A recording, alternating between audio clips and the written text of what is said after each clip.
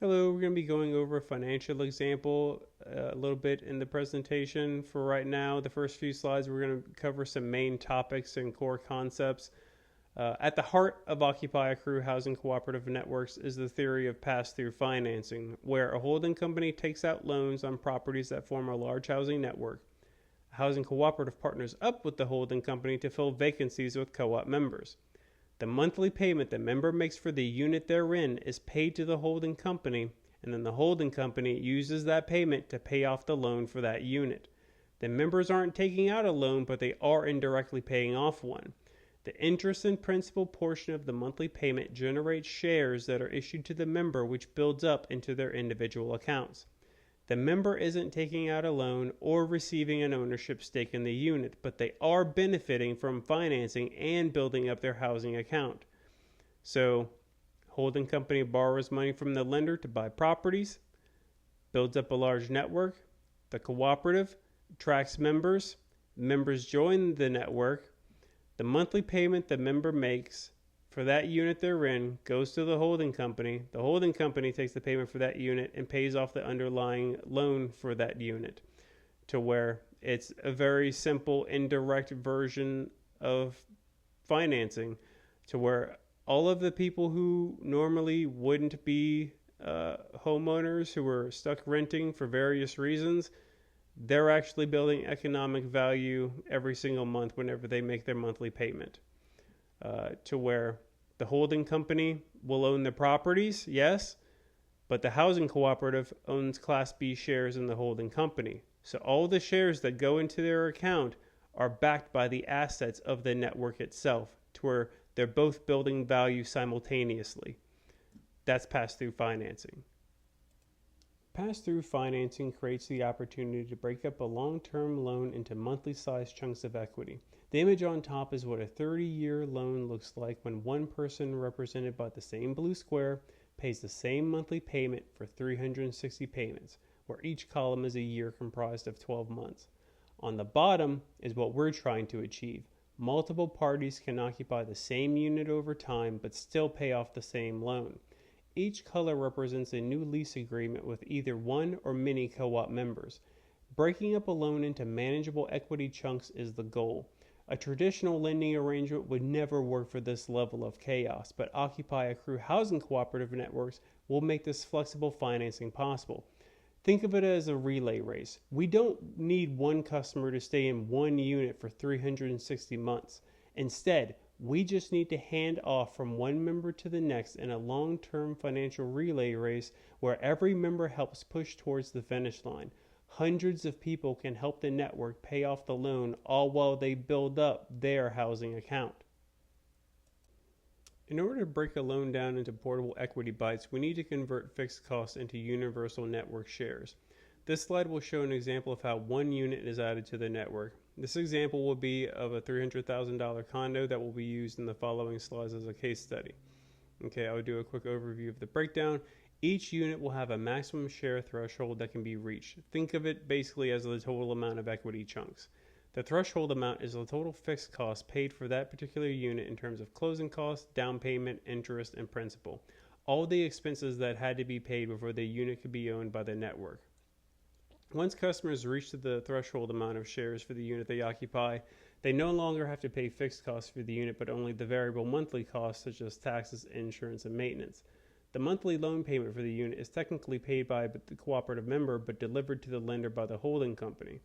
Once the monthly payment has been successfully processed, the cooperative issues shares to the customer for the total fixed cost paid that month. For Unit A, based on a 30-year fixed rate at 8%, max threshold amount is 702,979 shares.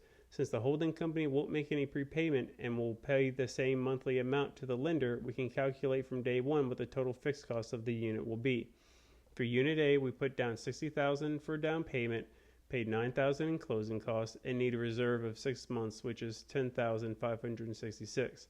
So the minimum balance needed to enter this unit would be $79,566 because that represents all the upfront costs of the unit. So 79,566 shares would need to be bought before occupying the unit. Then the $240,000 of principal and $393,979 of interest will be paid back over the life of the loan. As the P&I are paid back monthly, shares will be issued to the member. So the true cost of this unit for the network is $702,979. So that means 702,979 shares will be issued for this unit over time. The minimum threshold of 79,666 shares to be purchased upfront is a bit of a sticker shock, but the larger units will have the larger upfront costs.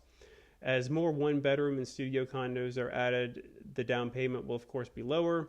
The benefit of Occupy Accrue networks is that folks can pool their accounts to where multiple parties can pitch in to combine their accounts to where one person doesn't have to come out of pocket for the full amount but a smaller portion. As the network matures and grows, the lending terms should become more favorable, and we can work to make the down payments, closing costs, reserve amounts even lower as the concept is proven. An important part of breaking the loan down into sizable chunks is by utilizing what I call the equalization concept. If the cooperative were to only issue shares based on the principal portion paid every month, no one would ever want to be the first person to spend the first few years in a new unit because only a small amount of principal is being paid on monthly, and it's all front-end loaded with interest. The network operates under the rule that no prepayments will be made and loan payments will be the same over time, which means you know from day one what the total number of payments will be and how much principal and interest will be paid out to the lender until the loan is fully amortized. So how do you make sure the first customer in the first year accrues the same value as the last customer who stays in the unit the last month of the last year? It's simple. You assign shares based on the interest paid as well as the principal. Since members will pay what that network had to pay to achieve max threshold for a unit, that means they would all have to pay interest as part of their monthly payment. When the member sells their shares to other members, they're technically selling shares that were once both interest and principal. So they're lending peer-to-peer. In this housing model, interest payments build economic value just as principal payments do. Once interest is assigned value, it doesn't matter how much of the monthly payment consists of principal or interest. It all has the same number of shares issued. So for a monthly payment of P&I at, say, $1,761, it doesn't matter what percentage of interest or principal there is monthly, it will still have 1,761 shares issued per month. It doesn't matter if you're the first person to stay in the unit or the last. The shares issued are equal across time and makes wherever you fall in the life of the loan irrelevant. Simply put, the left image is what the holding company had to pay for the unit over time. The middle image is the outcome we'd like to achieve where everyone pays the same equally in terms of interest, but that's not how interest and principal payments work on a loan. But when you assign economic value to interest as well as principal and issue shares for both, they merge into just one payment. You basically make an amortization table for the customer meaningless.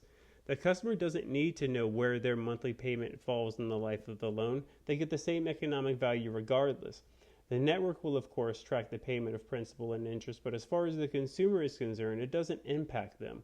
Issuing shares for interest portion of the monthly payment may seem odd, but it truly is everything. Once the shares are issued, they become universal occupancy shares that can be applied to any property in the unit. The network will track which shares belong to which units, but as far as the consumer is concerned, the shares are truly portable and can be applied to any housing unit. So, to recap, pass-through financing allows everyone to benefit from financing. Breaking a loan into manageable bite-sized chunks so that multiple people can occupy one unit over time can be possible. Being able to build up accounts to the max threshold and then pay only variable costs is now a thing. Having the max threshold be capped at fixed cost allows everyone to pay the exact same amount for the same unit into the future. Shares are issued for principal and interest, which means as folks buy and sell shares, it's a form of peer-to-peer lending at cost. Issuing shares for interest allows folks to occupy a unit at any point and accrue the same economic value per month. And the shares become universal so they can be used on any property in the network.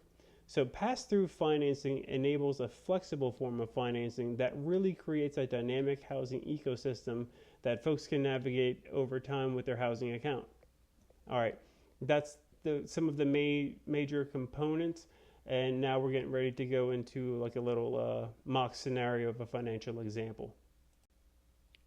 All right, so in this example, we have 4 roommates who are going to the University of Utah, and they're trying to decide if they want to rent a house super close to the university or join an Occupy a Crew housing cooperative network a little ways away from the university.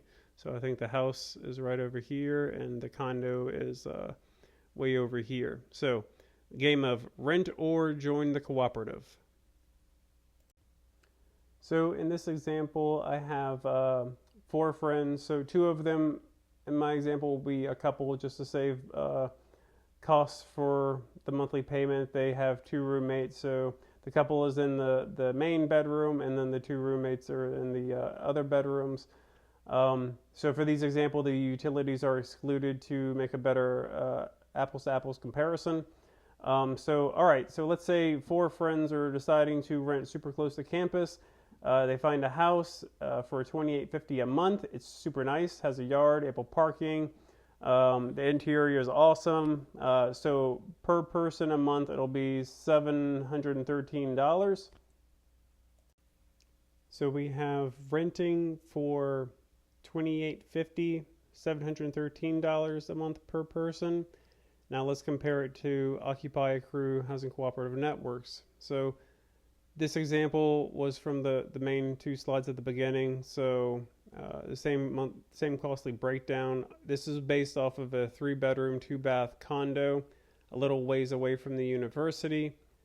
The part of the monthly payment will be made assuming the maintenance costs, HOA fees, which there will be $25 that'll go into a reserve fund for hardship cases, $25 that go into the share loan program, share secured loan program used for rainy day, which will all either buy them shares if used, and if not used, it'll be refunded.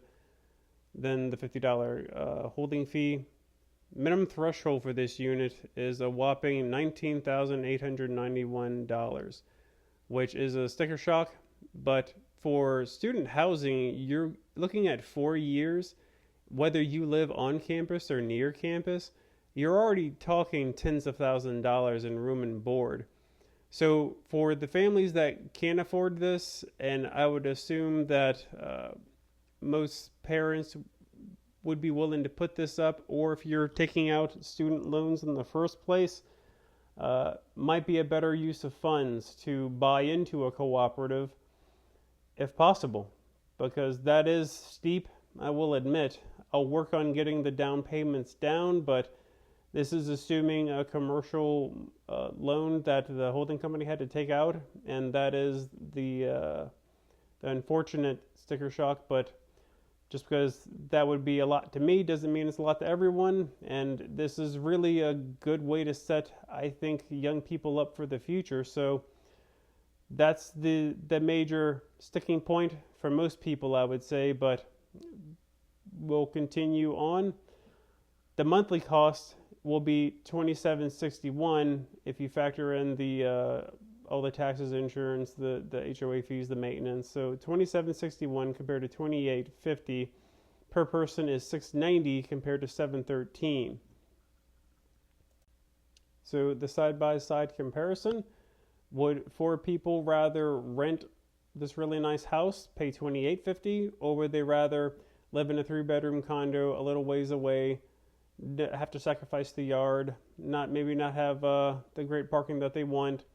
They'll be paying $27.61 a month, and they'll be getting back 1,761 shares, which comes down to 440 shares per person, which is, of course, $1 per share. And if you were to ask, well, what if we wanted to Occupy a Crew, join a network super close to campus in a house? That would be costly. This is the same best comparison I could find for the house to rent to the same house like we could add to the network. That would cost $650,000, and you would be paying about $5,000 a month, excluding utilities. Remember, you would be getting back, 3,800 shares, but this would represent something that I would never want to. I call it avoiding the 2 G's. to where I want to, if there's a housing spectrum of units I would add to the network, I want to avoid gated communities and really nice properties, and I want to avoid gunshots. So I don't want people living in super rough neighborhoods, and I don't want people living in super plush neighborhoods either, just because of like the two varying worlds. I want people right in the middle if possible. So this, not exactly a gated community. I'm sure it's reasonably priced for being that close to the university, but this would be something that we would avoid from adding to the network. And then if you said, well, okay, well, let's do an apples to apples comparison, Jasper. So if the Occupy Accrue home super close to the university is expensive, what would the cost structure be like if, let's say, the four friends decided to rent an apartment right across the way from the condo? That brings up basically one of the main drawbacks to these networks is that it will always cost more for the same unit. If you were to do an apples to apples comparison, because we have to account for every single cost while providing basically a way for people to build equity. So yes, it will cost more, but I think the cost is worth the payment, because let's look at it. So let's say, well, okay, Jasper, so well, why don't I just rent an apartment and save the money instead? So if we take the 2761 minus the 1925, hold on, let me turn on a little thingy. So if this is how much we're paying to have the Occupy Accrue network, subtracted the 1925, they could be saving $836 if they just decided to go ahead and rent. But let's see, it's what I like to call the never see again costs, to where you basically just take whatever you're paying minus whatever you're saving. So if you rent, you'll never see $1,089 again if you go that route.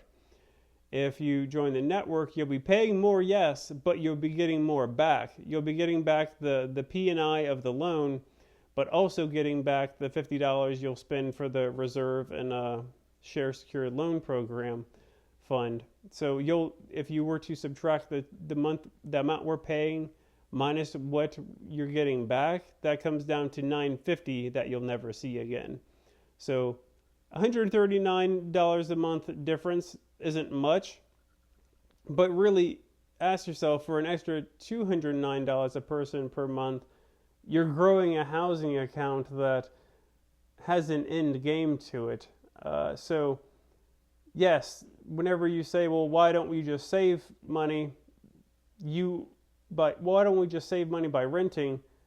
I counter that with, well, why don't you just save money and build an account and actually start amassing a housing savings account at the same time? Yes, it costs more per month, but you're getting you're getting that value back. So to me, it'll always cost more for the same unit, but if you're willing to make that trade-off, it's worth it.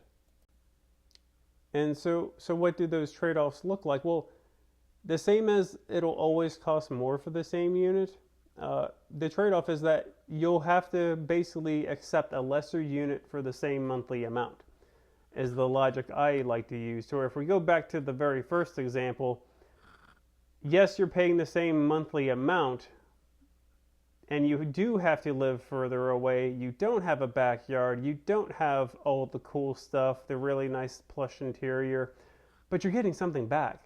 So that's the main, if you're willing to live a little below your means, this pays off nicely.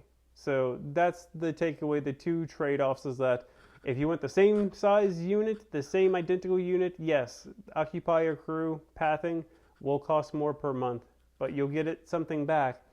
And if you really want to build your account fast, live slightly below your means, forego the luxury, stick with what you just truly need, and build your account super fast is the way that I like to pitch it. And then I actually tried finding a condo that I could price at 250,000 to bring it down to the monthly cost, just to prove one more example of how you can get a lesser unit for the same monthly amount. But there were no condos for that amount.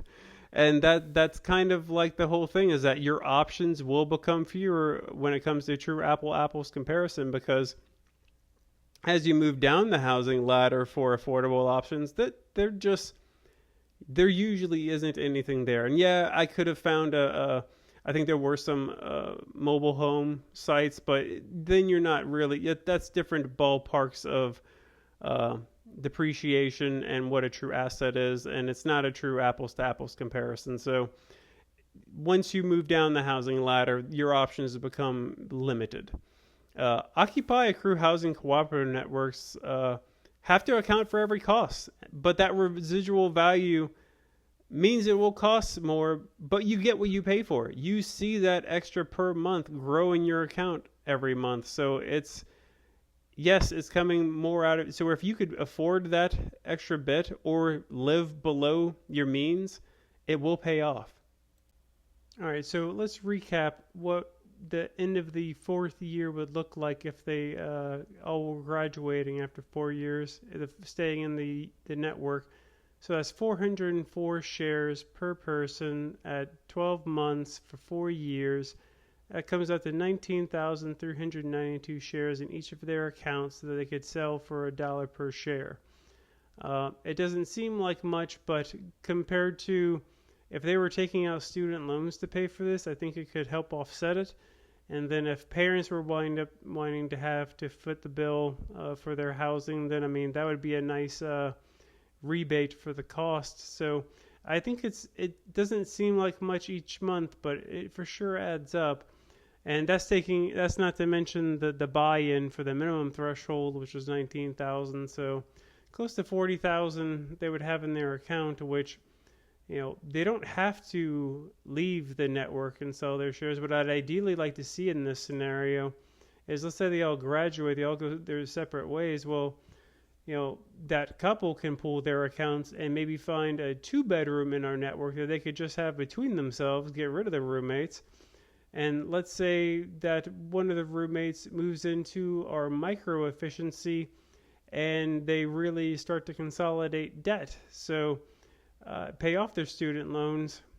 So they don't have to sell their shares. They could stay into it. And ideally like to have properties set up so that once they are getting to this fourth year, I would have already been pitching them options, be like, hey, well, look, we have these units coming available. Yes or no, would you want to move into them, to where, you know, we'll know that they're getting ready to graduate, and we'll hopefully be able to direct them to other units in the network, or at the very least help them prepare for their exit sale of their shares. So few things worth pointing out about the overall system itself. So that's like a good breakdown of how the shares are earned and split up between friends. Worth pointing out that it is a closed loop system. It's an internal share exchange that's operated by the housing cooperative, to where the only no true external parties can buy the shares. Only residents and non-residents in the cooperative. So there could be people that have already been pre-approved to join the network. They're just waiting on the housing, to where if we knew these 4 people were leaving the network in their 4th year and they really had no intentions of moving to other units, well, we could already be attracting people to replace them and be like, well, hey, if you're leaving in the 4th year, we can start selling your shares, to where as long as we don't sell close to the minimum share threshold, we could start selling that. So that way it's kind of a lead time for the new people to join it. So it is a non-speculative share exchange, to where there's lots of little perks to where people would want to constantly be repurchasing more shares. So there's no real, the liquidity should be there, and obviously we're going to keep adding more units, more people, to where it should be a robust exchange after a while. So that's a feature to keep in mind. And then also worth noting that, let's say this whole thing goes belly up and we pull the plug. I've added a liquidation clause in the holding company that stipulates that in an event of a liquidation, the cooperative is paid out on a pro rata share basis on how many shares have been issued before investors have any claims of liquidated assets. To where, let's say we pull the plug on the whole thing, how do you get recouped for the shares? Basically, any lenders, they get paid out first because they're the primaries on everything. So we would have to, if we were to sell all the units, they would get paid out first. But then, basically, however many shares are representative of, that have been issued, they get paid out pro rata as well. To where the shares are backed by the actual units in the network, to where it is backed by real equity. So it's not just imaginary funds that they're buying into. So there is that backstop of security for anyone who buys into the network. Also worth pointing out that even though they may not be able to have enough for a down payment on a much larger home, they can continue to keep pathing and staying in the network, because remember, once the threshold unit is reached, then the monthly cost for the unit drops to only variable costs, which in this scenario would be $650, which I'm sure at the end of, if you paid, by the time you actually were to build up to the maximum threshold, 702,000, be slightly higher after 30 years, let's say, but you get the idea, to where it would drop down significantly, to where, let's say you do graduate after 4 years, you have 20,000 in your account. What I would highly recommend people do is move into like a micro efficiency studio unit that we have in the network. Keep paying, live below your means, buy as many shares as you can until you reach that maximum threshold, drop your monthly payment down to variable costs, and then consolidate any debt. Who knows, maybe even invest money into the market, and basically, live below your means for a while and really just grow yourself the financial leverage that you need to exist in this housing market these days, to where, I think home ownership is the key, but there's a way to use this Occupy Accrue network to your advantage, to where live below your means. And then I would say, what I would recommend people doing is, once they reach this variable threshold, just keep buying shares. Buy the discounted ones when people have to leave in an urgent rush and they're just wanting to sell out, or they leave early and they have to be paid out at a cheaper rate. Buy up those shares, build up your account, and make the network work for you. So I think there's a few different ways that people can use it. I like to use it for the down payment and exit the network, but I think an argument can be made to live below your means, stay within the network, reach variable costs, and then pay down debt, save money, and who knows, maybe even start a business and start pumping money into that. So I don't know, there's different ways that you could use the network, but I think it's worth pointing out. And then the next slide, I'll just kind of hammer it home. So yeah, closing costs and down payment represent the upfront, initial minimum threshold buy-in, to where, it's front-end loaded when you have to join this unit, and then you're paying the same amount over time. But once you hit that maximum threshold, it drops down to zero fixed costs, and then you're just paying the variable cost. So I know 30 years seems like a long time frame, but I'm recording this on November 16th of 2025, and I've been reading reports where I think average age for home ownership now is 40.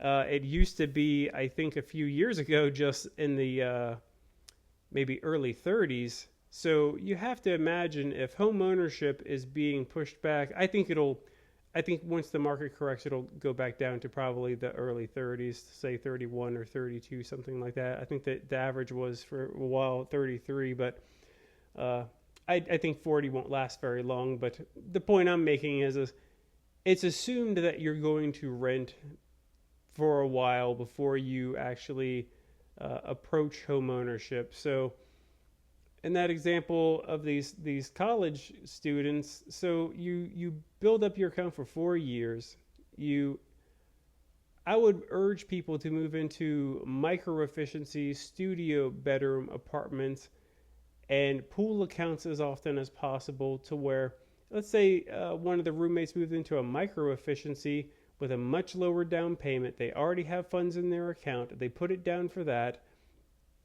And then what I would want them to do is, pay off, buy as many shares as they can to reach that variable cost, to where it'll take a while, but if they're looking at in their 30s, by the time they get to, let's say, 30, if they started at 18, they would have been in Occupy Accrue Networks for 12 years.